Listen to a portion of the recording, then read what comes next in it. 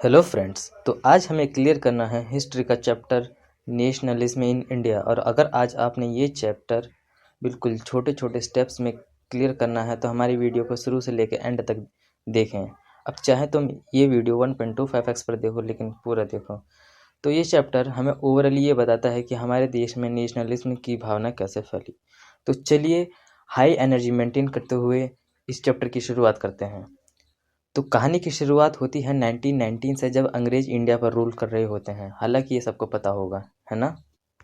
तो जी 1919 में इंडिया के अंदर दो चीज़ें चल रही थी। पहला, operation on Indians by British officials, यानी इसका मतलब ये होता है कि अंग्रेज इंडियंस पर बहुत जुल्म कर रहे होते हैं। और दूसरा कि उस समय वर्ल्ड वॉर 1 भी चल रहा था।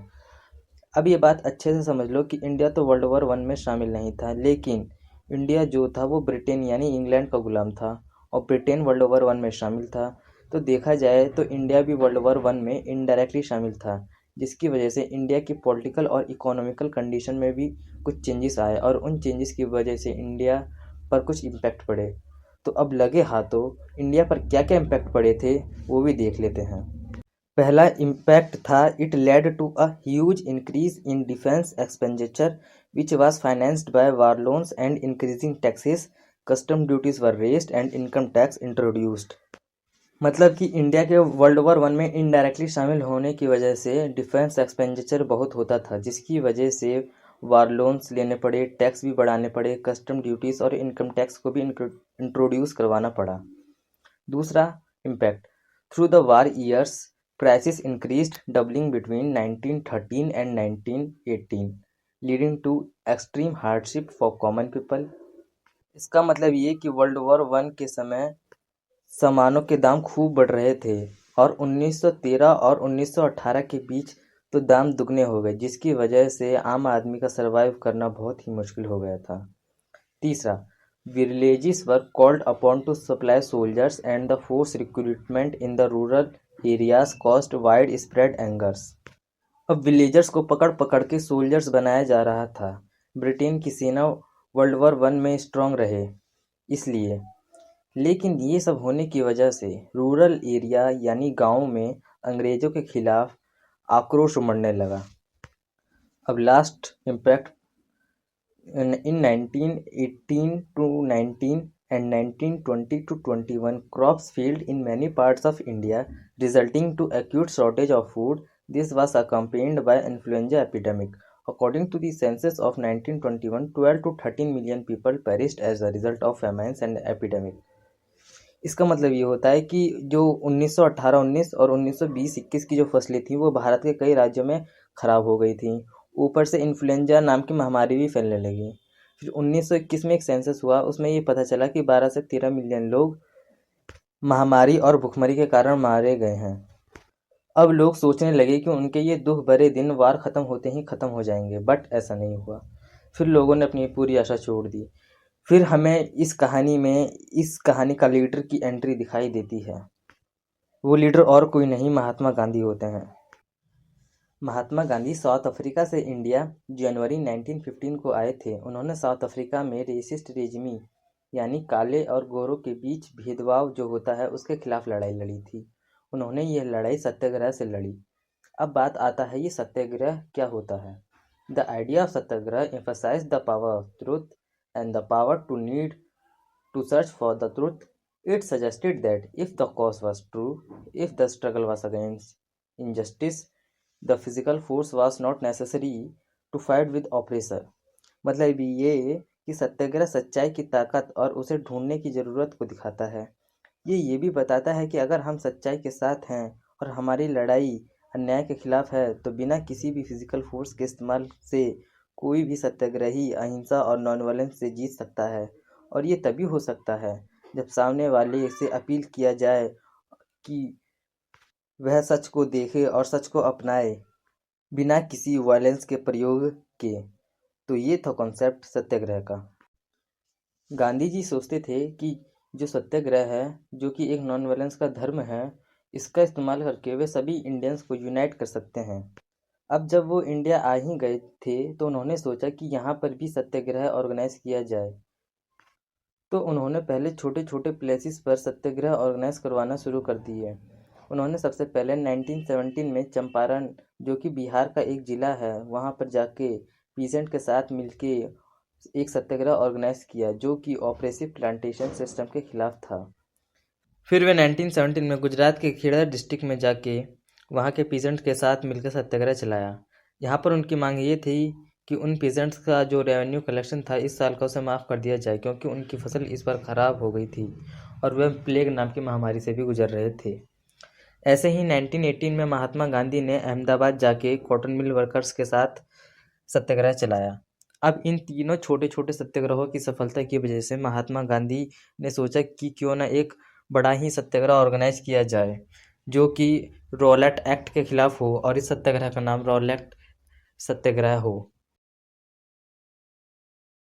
Rowlatt act imperial legislative council में पास किया गया था, ओपोजिशन के यूनाइटेड होने के बावजूद। अब जानते हैं कि इस एक्ट में क्या ऐसी खास बात थी कि इस एक्ट के खिलाफ सारा ओपोजिशन यूनाइटेड हो गया था। तो ये जो एक्ट था इसने ब्रिटिश गवर्नमेंट को बहुत ज़्यादा पावर दे दी थी। ब्रिटिश गवर्नमेंट सारी पॉलिटिकल एक्टिविटीज़ को रोक सकती थी। अगर वह चाहे तो किसी भी पॉलिटिशियन या पॉलिटिकल प्रिजनर को बिना किसी ट्रायल के 2 साल तक जेल में बंद कर सकती थी। तो महात्मा गांधी ने इस काले कानून रॉलेट एक्ट के खिलाफ अपना सत्याग्रह चलाया। अब देखते हैं कि रॉलेट एक्ट कैसे चला। कई बड़ी शहरों में रैलीज ऑर्गेनाइज की गई, वर्कर्स स्ट्राइक पे आ गए, दुकानें बंद हो गईं। ब्रिटिशर सोचने लगे कि अगर उनका सत्याग्रह ऐसे ही चलता रहा तो लाइंस ऑफ कम्युनिकेशन जैसे रेलवेज और टेलीग्राफ डिस्टर्ब हो जाएंगी। तो ब्रिटिशर ने फाइनली डिसाइड किया कि वो नेशनलिस्ट लोगों को रोकेंगे। बहुत सारे लोकल लीडर्स को अमृतसर से उठा लिया गया, महात्मा गांधी को दिल्ली जाने से रोक दिया गया। 10 अप्रैल को एक पीसफुल सत्याग्रह चल रहा था, उस पर ब्रिटिश पुलिस ने फायरिंग कर दी, जिसकी वजह से सत्याग्रही गुस्सा हो उठे और उन्होंने बैंक्स, पोस्ट ऑफिस और रेलवे स्टेशंस पर अटैक कर दिए। फिर ब्रिटिश गवर्नमेंट ने मार्शल लॉ लगा दिया और जनरल डायर को कमांड दे दी। फिर 13 अप्रैल को बहुत सारा क्राउड जलियांवाला बाग में इकट्ठा हुआ बैसाखी मनाने के लिए, जो कि मार्शल लॉ लगने से बेखबर थे। लेकिन फिर जनरल डायर को ये बात की खबर पड़ी और उसने उस बाग के सारे एग्जिट बंद कर दिए और उन पर फायरिंग चलवा दी। उस फायरिंग में छोटे बच्चे, बूढ़े, जवान सब मारे गए। उसने बाद में अपना ऑब्जेक्टिव बताते हुए ये बताया कि उसके ऐसा करने का सिर्फ एक ही मोटिव था, सत्याग्रहियों के मन में अपने नाम का आतंक फैलाना। अब जैसे जैसे जलियांवाला बाग की कांड खबरें नॉर्थ इंडिया में फैलने लगी, भीड़ सड़कों पर आ गई, हड़तालें होने लगी, पुलिस से मारपीट हुई, गवर्नमेंट बिल्डिंग्स को लूटा गया। फिर जो ब्रिटिश गवर्नमेंट थी उसने भी बड़ी क्रूरता से इन चीज़ों का जवाब दिया शुरू। सत्याग्रहियों को अपने नाक जमीन पर रगड़ने दूर कर दिया और उनसे सलाम भी करवाया गया। और भी बहुत सारे अत्याचार सत्याग्रहियों पर हुए। विलेजेस जो कि गुजरानवाला, जो कि पाकिस्तान में हैं, वहाँ पर भी उन्होंने बमबारी करवा दी। इतना सारा वायलेंस देखकर महात्मा गांधी ने सोचा कि मैंने तो ये मूवमेंट नॉन वायलेंस से शुरू किया था, लेकिन अब ये धीरे धीरे वायलेंट होता जा रहा है। तो इन्होंने इस रॉलेट एक्ट सत्याग्रह को वापस ले लिया। अब भले ही रॉलेट सत्याग्रह एक बहुत ही वाइड स्प्रेड मूवमेंट था, लेकिन ये अभी तक केवल सिटीज़ तक ही लिमिटेड था। तो उन्होंने सोचा कि अब मुझे रॉलेट सत्याग्रह से भी कई बड़े लेवल पर कोई मूवमेंट लॉन्च करना चाहिए, जिससे कि अंग्रेज़ों पर हमारा थोड़ा बहुत असर पड़ेगा। अब इतना बड़ा मूवमेंट तभी पॉसिबल है जब हिंदू और मुस्लिम एक साथ आके मूवमेंट में पार्टिसिपेट करें। अब जो हिंदूज थे उन्हें चाहिए था पूर्ण स्वराज, यानी पूरा देश आज़ाद, लेकिन मुस्लिम को इस नए मूवमेंट में जोड़ना ये एक बड़ी मुश्किल थी। लेकिन गांधी जी के पास इस मुश्किल का सॉल्यूशन था, खिलाफत इशू। अब जानते हैं ये खिलाफत इशू होता क्या है। अब जब world war one Ottoman Turkey की हार से ख़त्म हुआ था, तब ये अफवाह फैलाई गई कि ओटोमन एम्पायर के एम्परर खलीफा, जो कि धार्मिक गुरु भी थे इस्लाम के, उनकी बेइज्जती यूरोपियन कंट्रीज करने वाली हैं। तो खलीफा की टेम्परल पावर को डिफेंस करने के लिए एक खिलाफत कमेटी बनाई गई 19 मार्च बॉम्बे में। इस कमेटी का काम ये था कि ब्रिटिश गवर्नमेंट के खिलाफ इन्हें प्रोटेस्ट करना था और उन पर प्रेशर बनाना था, ताकि खलीफा की जो टेम्परल पावर हैं वो बची रहें। तो महात्मा गांधी ने इस कमेटी के यंग लीडर्स जैसे मोहम्मद अली और शौकत अली थे, उनसे डिस्कस करके अंग्रेज के खिलाफ एक नए मूवमेंट चलाने की बात करी और वो मान भी गए। अब गांधी जी ने कांग्रेस को भी मना लिया कलकत्ता सेशन 1920 में। इस नए मूवमेंट का नाम नॉन कोऑपरेशन था, जो कि खिलाफत और स्वराज के सपोर्ट के लिए बनाया गया था। अब ये देखते हैं कि इस नए मूवमेंट का नाम नॉन कोऑपरेशन ही क्यों रखा गया था। तो गांधी जी ने अपनी फेमस बुक हिंद स्वराज 1909 में ये बताया था कि हमारे देश में ब्रिटिश रूल इसलिए इस्टेब्लिश हुआ क्योंकि हमने अंग्रेज़ों का कोऑपरेशन किया, और ये अभी भी इसीलिए टिका है क्योंकि हम अभी भी इनका साथ दे रहे हैं। वो अपनी बुक में ये भी बताते हैं कि अगर हम इनका साथ छोड़ दें तो स्वराज अपने आप 1 साल के अंदर आ जाएगा।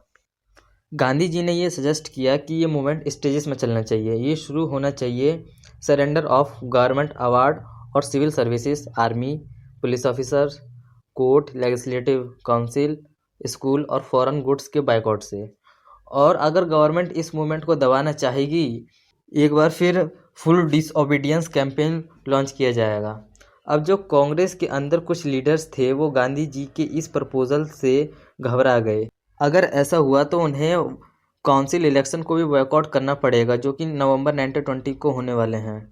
लीडर्स तो चाहते हैं इलेक्शन में लड़ना और जीतना, ताकि वे काउंसिल में जाकर अंग्रेज़ों के खिलाफ लड़ाई लड़ सकें। लेकिन जब ये मूवमेंट शुरू हुआ तो उन्हें ये काउंसिल इलेक्शन बॉयकॉट करना पड़ा। सितंबर से दिसंबर तक कांग्रेस के लीडर्स के बीच खूब मतभेद रहा, लेकिन फाइनली दिसंबर 1920 के नागपुर सेशन में कांग्रेस ने इस मूवमेंट में पार्टिसिपेट करने के लिए तैयार हो गई और सारे लीडर्स खुशी खुशी इस मूवमेंट में पार्टिसिपेट कर रहे थे। अब बस नॉन कोऑपरेशन मूवमेंट की प्लानिंग तो हो गई और इसे अडॉप्ट भी कर लिया गया कांग्रेस के द्वारा। अब देखते हैं कि ऑन फील्ड ये मूवमेंट कैसे चल रहा था। तो जो नॉन कोऑपरेशन खिलाफत मूवमेंट था वो जनवरी 1921 से शुरू हुआ था। सभी ने इस स्वराज की लड़ाई में पार्टिसिपेट किया, लेकिन सबके लिए स्वराज का मतलब अलग अलग था। तो हमें बस इस मूवमेंट को 3 डिफरेंट जगह पर पढ़ना है। पहला द मूवमेंट इन टाउन्स, दूसरा रेबेलियन इन कंट्री साइड, तीसरा स्वराज इन प्लांटेशन। और इन तीनों की स्टडी कर लो और समझ लो कि हमने नॉन कोऑपरेशन मूवमेंट पूरा पढ़ लिया सिलेबस के अकॉर्डिंग। अब बताओ टाउन्स के अंदर किसकी पॉपुलेशन ज़्यादा रहती है। ज़्यादा सोचने समझने की ज़रूरत नहीं है, मेरा कहने का मतलब है मिडिल क्लास। तो जी ये मूवमेंट मिडिल क्लास के पार्टिसिपेशन से स्टार्ट हुआ। हजारों बच्चों ने गवर्नमेंट स्कूल और कॉलेजेस छोड़ दिए। हेड मास्टर्स और टीचर्स ने रिज़ाइन दे दिया स्कूलों से और कॉलेजों से।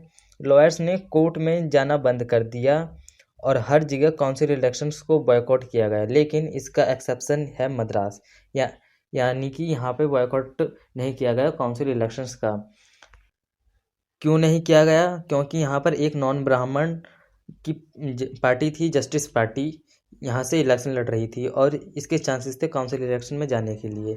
तो इस जगह बायकॉट नहीं किया गया क्योंकि ये एक ऐसी ही जगह थी जहाँ पर कोई भी नॉन ब्राह्मण्स नहीं पहुँच सका था। अब जो इफ़ेक्ट्स थे नॉन कोऑपरेशन मूवमेंट के इकोनॉमिक फ्रंट पे वो तो बिल्कुल ही हैरान कर देने वाले थे। हर जगह फॉरेन गुड्स को बॉयकॉट किया जाने लगा, लिक्विड शॉप को बंद किया जाने लगा और लोग फॉरेन क्लोथ्स को भी जलाने लगे। और जो इम्पोर्ट था फॉरेन क्लोथ्स का 1922 का वो लगभग आधा हो गया, जिसकी वैल्यू 102 करोड़ से 57 करोड़ तक गिर गई। अब तो ट्रेडर्स और मर्चेंट्स ने भी फॉरेन गुड्स में ट्रेड करने से मना कर दिया था और पीपल स्वदेश को बढ़ावा देने लगे। और फिर एक बार इंडियन टेक्सटाइल मिल्स और हैंडलूम्स का प्रोडक्शन बढ़ गया। लेकिन ये मूवमेंट शहरों में स्लो होने लगा कई सारे कारणों की वजह से, जैसे कि खादी क्लॉथ जो था वो काफ़ी महंगा होता था और पुअर लोगों से अफोर्ड नहीं कर पाते थे। अब लोगों ने ब्रिटिश इंस्टीट्यूशन को बॉयकॉट कर दिया था, वहाँ से रिज़ाइन दे दिया था। बच्चों ने भी अपने कॉलेज और स्कूल छोड़ दिए थे और उनके पास अब कोई अल्टरनेटिव नहीं बचा था। वो घर पर केवल अकेले बैठे थे और वो बेरोजगार हो चुके थे। तो उन्होंने भी हार मानकर दोबारा से ब्रिटिश इंस्टीट्यूशंस को ज्वाइन कर लिया। तो ये करी हमने नॉन कोऑपरेशन खिलाफत मूवमेंट की स्टडी टाउन्स में। अब हमें इस मूवमेंट की स्टडी करनी है कंट्री साइड में। ये मूवमेंट शहरों से गांव तक फैला और इसे बहुत से पीजेंट्स और ट्रैवल को इस स्ट्रगल में जोड़ा। अब अवध के अंदर जो पीजेंट्स थे वो लीड किए जा रहे थे बाबा रामचंद्र के द्वारा, जो कि पहले ही फिजी नाम के एक देश में एक लेबर की तरह वर्क कर चुके थे। यहाँ पर जो मूवमेंट था वो ताल्लुकदार और लैंडलॉर्ड्स के खिलाफ था, क्योंकि ताल्लुकदार और लैंडलॉर्ड्स उनसे काफ़ी हाई रेंट्स लेते थे और उनसे बेगार भी करवाया करते थे, मतलब उनसे कोई काम करवाना और उसका कोई पेमेंट न देना। अब जो पीजेंट्स थे वो अपने इस मूवमेंट से टैक्सेस को कम करवाना चाहते थे, बेगार बंद करवाना चाहते थे और लैंडलॉर्ड्स का बायकॉट करना चाहते थे। कई जगहों पर नाई धोबी बंस भी ऑर्गेनाइज किए गए लैंडलॉर्ड्स को बॉयकॉट करने के लिए।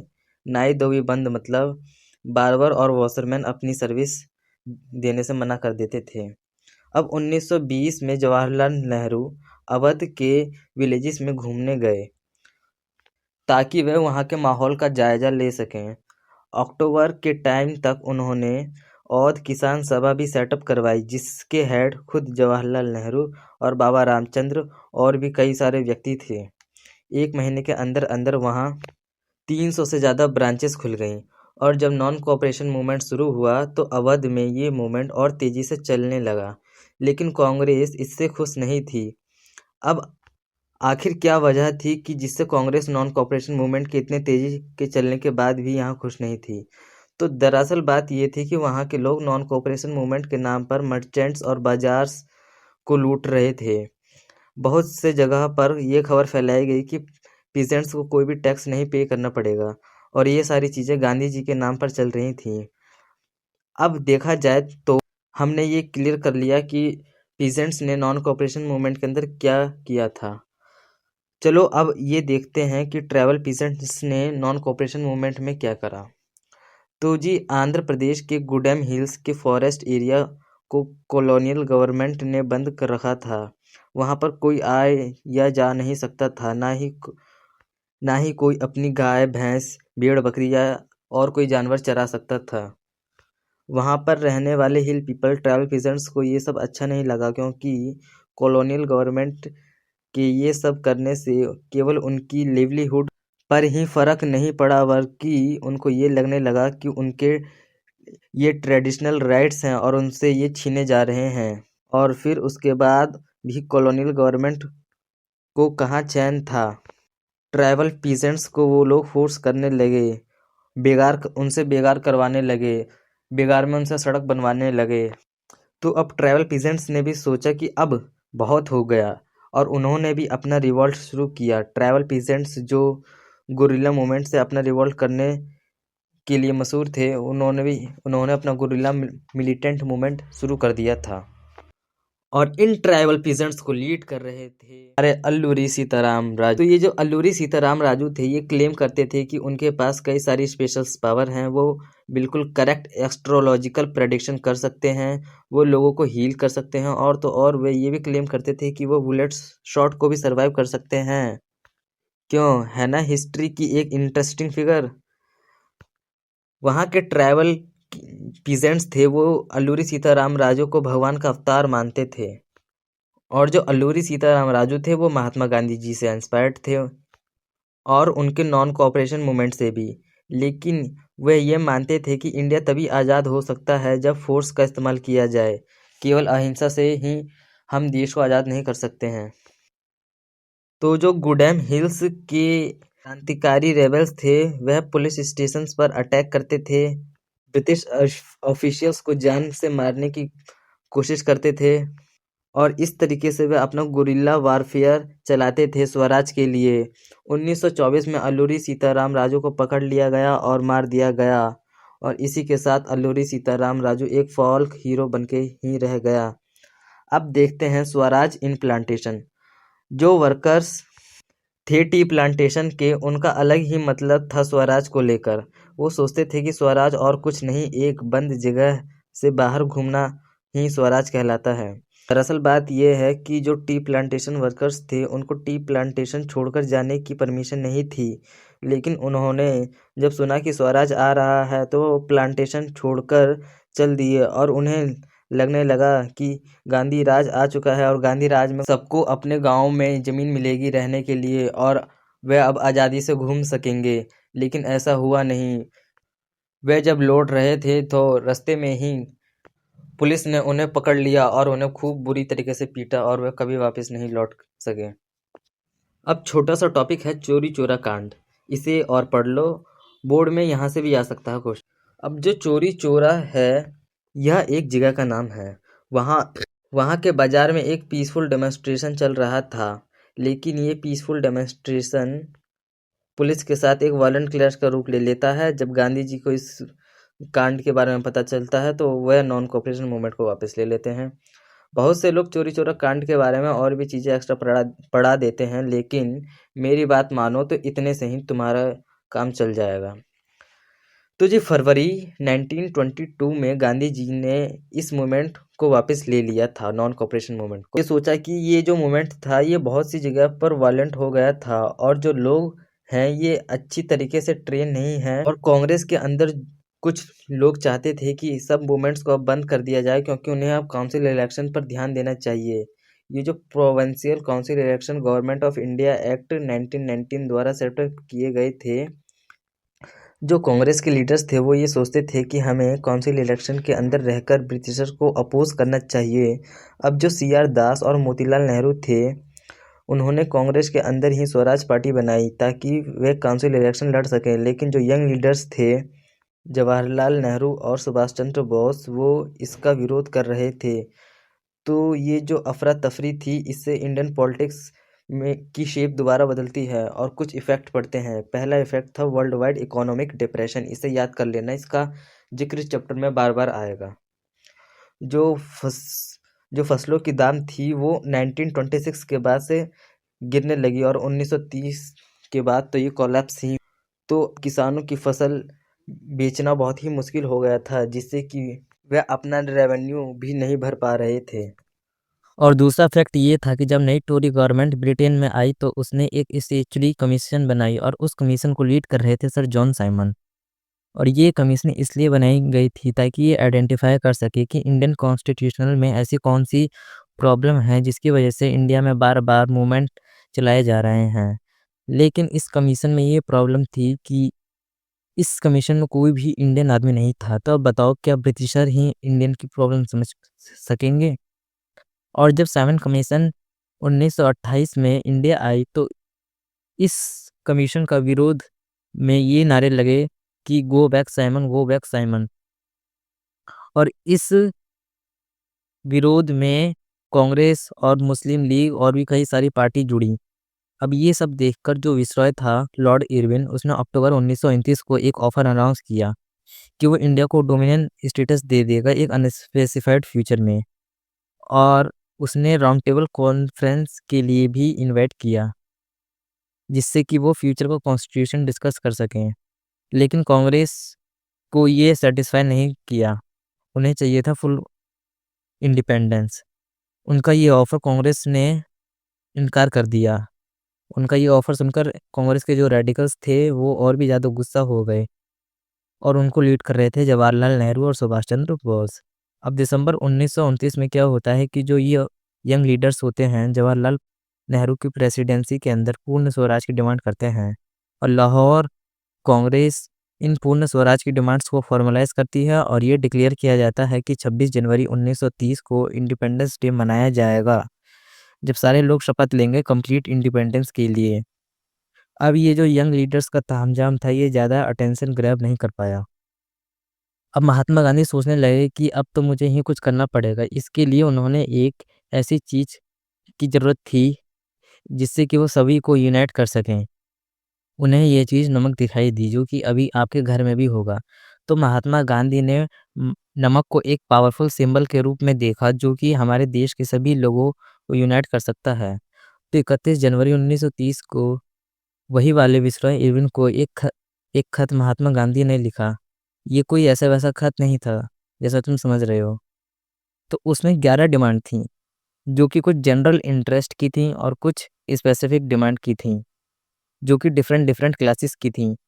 इन डिमांड्स में इंडस्ट्रियलिस्ट से लेके पीसेंट्स तक की डिमांड्स को रखा गया था और इन 11 डिमांड्स का मकसद ये था कि वो सारी क्लास की प्रॉब्लम को समराइज़ कर सकें और एक यूनाइटेड कैंपेन की तैयारी कर सकें। अब इन सारी डिमांड्स में से एक डिमांड थी सॉल्ट टैक्स हटाने की। ब्रिटिशर ने सॉल्ट पर भी टैक्स लगा रखा था और नमक अमीर भी खाता है और गरीब भी। तो वो इस डिमांड के ज़रिए सभी को जोड़ना चाहते थे। महात्मा गांधी ने अपने लेटर में लिखा था कि ये एक अल्टीमेटम है। अगर ये उनकी डिमांड्स पूरी नहीं होती तो 11 मार्च से सिविल डिसओबीडियंस कैंपेन चला दिया जाएगा। लेकिन इरविन ने इस लेटर को इग्नोर किया। फिर किया था, महात्मा गांधी ने सॉल्ट मार्च शुरू किया अपने 78 शिष्यों के साथ। ये जो सॉल्ट मार्च था ये 240 माइल्स लंबा था। ये साबरमती आश्रम से दांडी तक चला 24 दिन तक के लिए। जब गांधी जी रास्ते में रुकते तो वे वहां पर रह रहे लोगों को स्वराज का सही मतलब बताते। फिर वे 6 अप्रैल को दांडी पहुंच गए और वहां उन्होंने नमक बनाया और मैन्युफैक्चर भी किया, जो कि अंग्रेजों के नियम के खिलाफ था। और यहीं से शुरुआत होती है। अब ये सिविल डिसओबीडियंस मूवमेंट क्या था? सिविल डिसओबीडियंस मूवमेंट जो था उसमें नॉन कोऑपरेशन मूवमेंट की तरह ही इंडियंस को कोऑपरेट नहीं करना था अंग्रेजों के साथ, और साथ के साथ उनके बनाए गए हुए कॉलोनियल लॉज को भी तोड़ना था। इस मूवमेंट के लॉन्च होते ही हजारों लोगों ने सॉल्ट लॉ तोड़ना शुरू कर दिया, फॉरेन क्लोथ्स को बायकॉट करना स्टार्ट कर दिया और पीजेंट्स ने रेवेन्यू देने से भी मना कर दिया। विलेज ऑफिशियल्स ने भी रिज़ाइन कर दिया और बहुत सी जगह फॉरेस्ट लॉज भी तोड़े गए। इन सबको देखते ही फिर एक बार कॉलोनियल गवर्नमेंट ने कांग्रेस के लीडर्स को अरेस्ट करना शुरू कर दिया और कई जगह खूनी मुठभेड़ होने लगी। गांधी जी के खास शिष्य अब्दुल गफर खां को भी अप्रैल 1930 को अरेस्ट कर लिया गया। ये सब देखने के बाद गुस्साई भीड़ पेशावर की गलियों में डेमोन्स्ट्रेशन करने लगी। फिर क्या था, पुलिस ने भी उन पर फायरिंग कर दी और बहुत से लोग मारे गए। 1 महीने बाद गांधी जी को भी अरेस्ट कर लिया गया। फिर क्या था, शोलापुर के जो वर्कर्स थे वो शोला की तरह अंग्रेजों पर भड़क उठे। उन्होंने police post, municipal buildings, law courts और रेलवे स्टेशन पर भी अटैक कर दिए। और डरी हुई कॉलोनियल गवर्नमेंट ने इस चीज़ का भी ब्रूचुअली रेस्पॉन्ड किया। पीसफुली सत्याग्रहियों पर अटैक करवाए गए, उसमें लगभग 1 लाख लोग अरेस्ट किए गए और उस अटैक में बूढ़े, औरतों और बच्चों को भी बहुत बुरी तरीके से पीटा गया। अब ऐसी प्रेशर भरी सिचुएशन में महात्मा गांधी ने फिर एक बार डिसाइड किया कि वो इस मूवमेंट को वापस लेंगे, क्योंकि ये मूवमेंट दोबारा से वायलेंट होता जा रहा था। और उन्होंने इरविन के साथ एक पैक्ट भी साइन किया 5 मार्च 1931 को। अब समझते हैं गांधी इरविन पैक्ट को। इस पैक्ट के मुताबिक गांधी जी को राउंड टेबल कॉन्फ्रेंस में पार्टिसिपेट करना था, जिसे कांग्रेस लीडर ने पहले ही बैकआउट कर दिया था। और गवर्नमेंट को भी एग्री होना था कि वह पॉलिटिकल प्रिजनर्स को छोड़ देगी। तो ये था कॉन्सेप्ट गांधी इरविन पैक्ट का। तो अब गांधी जी जाते हैं London round table conference attend करने के लिए, लेकिन उनकी वहाँ पर कोई बात नहीं सुनी जाती। तो वह वहाँ से वापस आ जाते हैं। फिर जब गांधी जी इंडिया वापस आते हैं तो देखते हैं कि कोई भी पॉलिटिकल प्रिजनर्स को आज़ाद नहीं किया गया है, बल्कि जवाहरलाल नेहरू और गफर खान जैसे लीडर्स भी अभी भी जेल में हैं। कांग्रेस को भी इलीगल डिक्लेयर कर दिया गया है और भी बहुत सारे कई मेजर्स लिए गए जिससे कि मीटिंग्स, डेमोन्स्ट्रेशंस और बायकॉट को रोका जा सके। फिर महात्मा गांधी ने सिविल डिसओबीडियंस मूवमेंट को दोबारा से लॉन्च किया, लेकिन यह मूवमेंट 1 साल के अंदर दोबारा से फ्लॉप हो गया। चलो अब नज़र डालते हैं कि डिफरेंट सोशल ग्रुप्स ने सिविल डिसओबीडियंस मूवमेंट में कैसे-कैसे पार्टिसिपेट किया। तो जी, जब ट्रेड डिप्रेशन आया था और फसलों के दाम गिर गए थे, तब जो रिच पीजेंट्स की कम्युनिटी थी, कमर्शियल क्रॉप्स का प्रोडक्शन कर रही थी और ट्रेड डिप्रेशन आने के कारण वह बहुत ही लॉस में चले गए और उसके बाद उनसे जो रेवेन्यू था वो भरा नहीं जा रहा था। लेकिन जब सिविल डिसओबीडियंस मूवमेंट चालू हुआ तो उन्होंने उसमें पार्टिसिपेट किया और उन्होंने स्वराज का मतलब एक लड़ाई जो रेवेन्यू के खिलाफ हो ये निकाला था। तो लेकिन जब 1931 में ये मूवमेंट बंद हुआ तो रिच पीजेंट्स की कम्युनिटी नाराज़ हो गई, क्योंकि उनको ऊपर से जो रेवेन्यू थे वो हटाए नहीं गए थे। इसलिए जब सिविल डिसोबीडियंस मूवमेंट दोबारा से लॉन्च हुआ तो उन्होंने इसमें पार्टिसिपेट नहीं करा। अब रिच पीजेंट्स की बात हमने कर ली है, तो अब पुअर पीजेंट्स की बात कर ही लेते हैं। तो जो पुअर पीजेंट्री थी उन्हें इंटरेस्ट नहीं था फसलों पे से रेवेन्यू हटाने के लिए। वो तो बस बेचारे बड़े-बड़े किसानों के खेतों में काम किया करते थे। वह सब लैंड लॉर्ड्स के घरों में रहते थे और उनके यहाँ पे काम करते थे।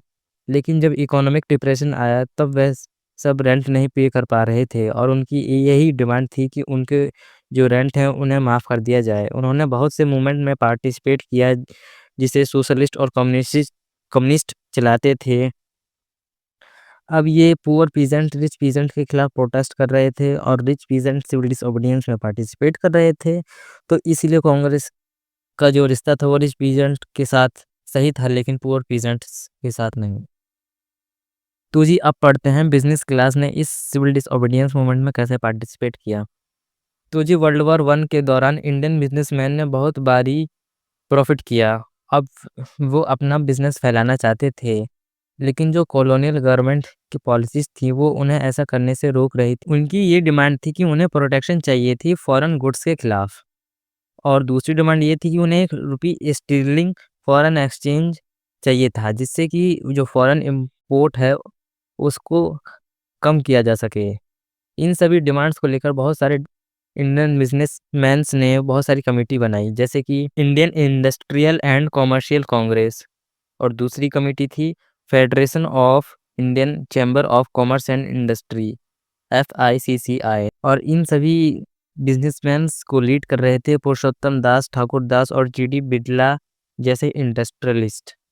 और जब सिविल डिसओबीडियंस मूवमेंट लॉन्च हुआ तब इन्होंने खूब जोरों शोरों से पार्टिसिपेट किया। उन्होंने इस मूवमेंट को फाइनेंस भी किया। उन्होंने इम्पोर्टेड सामानों को खरीदने और बेचने से भी इनकार कर दिया। बहुत सारे बिजनेसमैन्स ने स्वराज का मतलब ये निकाला कि स्वराज एक ऐसा टाइम है जब बिजनेस पर से सारी टैक्सेस और रिस्ट्रिक्शंस हट जाएंगी और उनका बिजनेस बहुत ही बढ़ेगा। लेकिन जब सिविल डिसओबीडियंस मूवमेंट बंद हुआ तो उन्होंने इसमें कोई इंटरेस्ट नहीं दिखाया। अब जिस तरह रिच पीजेंट्री ने पार्टिसिपेट किया और पुअर पीजेंट्री ने नहीं, ठीक उसी तरह इंडस्ट्रियलिस्ट ने पार्टिसिपेट किया लेकिन वर्किंग क्लास ने नहीं। जो वर्किंग क्लास थी वो सिविल डिसओबीडियंस मूवमेंट में पार्टिसिपेट नहीं कर रही थी लेकिन वह कुछ गांधी जी के विचारों को फॉलो कर रही थी। वह अपने मूवमेंट चलाया करते थे लो वेजेस के खिलाफ जो कि इंडस्ट्रियलिस्ट के खिलाफ हुआ करते थे। इसीलिए कांग्रेस उन्हें सपोर्ट नहीं किया करती थी। उन मूवमेंट्स में वे बॉयकॉट ऑफ फॉरेन गुड्स जैसे आइडियाज़ भी लेकर चलते थे जो कि गांधी जी के थे। 1930 में हजारों वर्कर्स छोटा नागपुर के टिन माइंस में गांधी जी की कैप लगा के प्रोटेस्ट करते और बॉयकॉट कैंपेन्स चलाते। अब सिविल डिसओबीडियंस मूवमेंट में वुमेन्स ने भी पार्टिसिपेट किया था, वो भी लार्ज स्केल पर। गांधी जी के सॉल्ट मार्च के दौरान हजारों वुमेन्स ने गांधी जी की बात सुनने आती थीं। वह सब प्रोटेस्ट करती थीं, सॉल्ट मैन्युफैक्चर करती थीं, फॉरेन क्लॉथ्स को बॉयकॉट करती थीं। ये सब करने पर उनमें से कई सारी जेल भी जाया करती थीं। शहरों में से ये वुमेन्स हाई कास्ट फैमिली से होती थीं और गांव में से ये वुमेन्स रिच पीजेंट्स के घरों की होती थीं। तो हमने देखा कि ये वुमेन्स ने सिविल डिसओबीडियंस मूवमेंट में अपना रोल कैसे निभाया। तो जी सिविल डिसओबीडियंस मूवमेंट की कॉल से ग्रुप तो जी सिविल डिसओबीडियंस मूवमेंट की कॉल से सोसाइटी के सारे ग्रुप्स ने पार्टिसिपेट तो किया लेकिन कुछ ऐसे भी सोशल ग्रुप्स थे जिन्होंने इसमें पार्टिसिपेट नहीं किया था। उनमें से पहला ग्रुप था दलित्स और तो जो दलित ग्रुप था उनको ऑप्रेस्ड ग्रुप भी कह सकते हैं इस चैप्टर में। उन्हें लोग अनटचेबल्स मानते थे। कांग्रेस ने भी उन्हें बहुत लंबे समय तक इग्नोर मारा क्योंकि कांग्रेस को भी लगता था कि उनसे उनसे अच्छे संबंध बनाने से जो कंजर्वेटिव हाई कास्ट हिंदू हैं वह ऑफेंड हो सकते हैं, वह नाराज़ हो सकते हैं।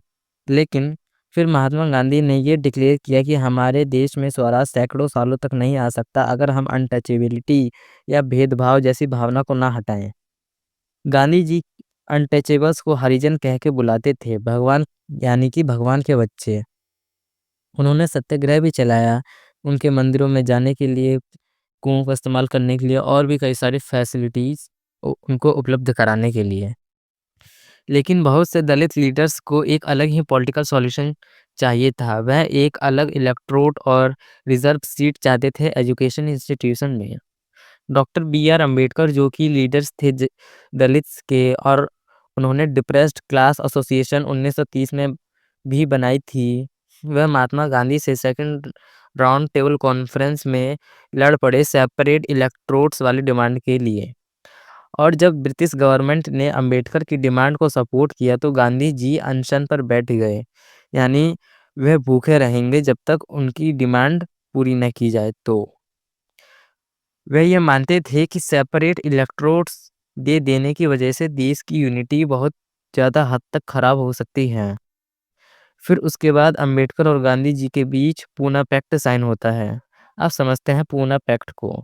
पूना पैक्ट डिप्रेस्ड क्लास यानी शेड्यूल्ड कास्ट को रिजर्व सीट दे देता है प्रोविंशियल और सेंट्रल लेजिस्लेटिव काउंसिल में, लेकिन उन्हें वोट जनरल इलेक्टोरेट से ही मिलने थे। अब जो मुस्लिम ग्रुप था उसने भी सिविल और डिसओबीडियंस मूवमेंट में पार्टिसिपेट नहीं करा था। जब नॉन कोऑपरेशन मूवमेंट बंद हुआ तब मुस्लिम अपने आप को कांग्रेस से दूर रखने लगे और 1920 के दौरान कांग्रेस ने हिंदू रिलीजियस नेशनलिस्ट ग्रुप जैसे जैसे हिंदू महासभा के साथ कोलैब करने लगी और फिर देश में हिंदू मुस्लिम के नाम पे दंगा फसाद भी होने लगे। अब जब कांग्रेस अब जो कांग्रेस थी वह फिर एक बार मुस्लिम के साथ जुड़ना चाहती थी, तो जो मुस्लिम लीग के लीडर थे मोहम्मद अली जिन्ना, उसने भी सेपरेट इलेक्टोरेट की डिमांड रखी, लेकिन हिंदू महासभा के एम.आर. जयकर ने साफ इनकार कर दिया। फिर जब सिविल डिसओबीडियंस मूवमेंट लॉन्च हुआ तो एक माहौल बन गया था और हिंदू मुस्लिम के बीच डिस्ट्रस्ट दोबारा से डेवलप हो गया, जिससे उन्होंने इसमें पार्टिसिपेट नहीं किया।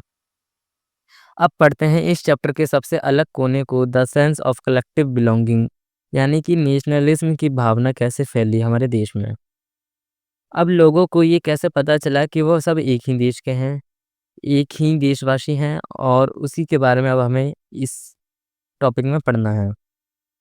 अब ये जो सेंस ऑफ कलेक्टिव बिलोंगिंग थी ये आई थी यूनाइटेड स्ट्रगल्स की वजह से, जब सारे लोग एक साथ आके स्ट्रगल करते थे अंग्रेजों के खिलाफ। ये चीज़ कल्चरल प्रोसेस जैसे history and fiction, folklores and songs, popular prints and symbols की वजह से भी फैली। अब नेशनलिज्म की भावना फैलाने के लिए बस एक फिगर की कमी थी हमारे देश के अंदर, जिसे पूरा कर दिया बंकिम चंद्र चटर्जी जी ने। उन्होंने भारत माता की एक पेंटिंग बना के दी। इन्होंने वंदे मातरम भी लिखा था। बाद में वंदे मातरम को आनंद मठ नाम के एक नोवेल में भी इंक्लूड कर दिया गया था। बंगाल में जब स्वदेश मूवमेंट चल रहे थे तब वंदे मातरम गाया जाता था सभी देशवासियों को यूनाइट करने के लिए। अब इसके बाद रविंद्रनाथ टैगोर ने भी भारत माता की एक पेंटिंग बनाई। इस इमेज में भारत माता को एक एस्थेटिक फिगर के रूप में दिखाया गया है जो कि काल्म, कंपोज्ड, डिवाइन और स्पिरिचुअल दिखाई पड़ती है। कुछ सालों के अंदर ये इमेज पूरे भारत में फैल जाती है। अब भारत माता की इमेजेस लोगों को नेशनलिज्म की भावना फैलाने लगती हैं। जो नेशनलिज्म का आइडिया था इसे इसलिए डेवलप किया गया था जिससे कि इंडियन फोल्कलोर को दोबारा रिवाइव कर सकें। नेशनलिस्ट जो थे वो विलेजेस में घूमने लगे, कहानियाँ, फोल्कलोर सॉन्ग्स और लेजेंड्स की कहानी इकट्ठा करने लगे। वो सोचते थे कि ऐसा करने से उन्हें भारत के ट्रेडिशनल कल्चर के बारे में और अच्छे से जानकारी मिलेगी। बंगाल में रविंद्रनाथ टैगोर ने भी ये काम शुरू कर दिया था। मद्रास में नतेशा शास्त्री ने 4 वॉल्यूम की तमिल फोल्क टेल्स लिखी जो कि the folklore of south Indians थी, उससे पब्लिश किया। नेशनल लीडर्स को अब और भी ज़्यादा आइकन्स और सिंबल चाहिए थे नेशनलिज्म की भावना फैलाने के लिए। स्वदेशी मूवमेंट्स के दौरान एक ट्राइकलर फ्लैग भी बनाया गया। उसमें 8 लोटस थे जो कि 8 प्रोविंस को रिप्रेजेंट कर रहे थे उस समय के ब्रिटिश इंडिया को। उस फ्लैग में एक क्रिसेंट मून भी था जो हिंदू मुस्लिम को डिनोट कर रहा था। 1921 में गांधी जी ने एक ट्राइकलर फ्लैग भी डिज़ाइन किया जिसमें चक्र सेंटर में था जो सेल्फ हेल्प को रिप्रेजेंट कर रहा था।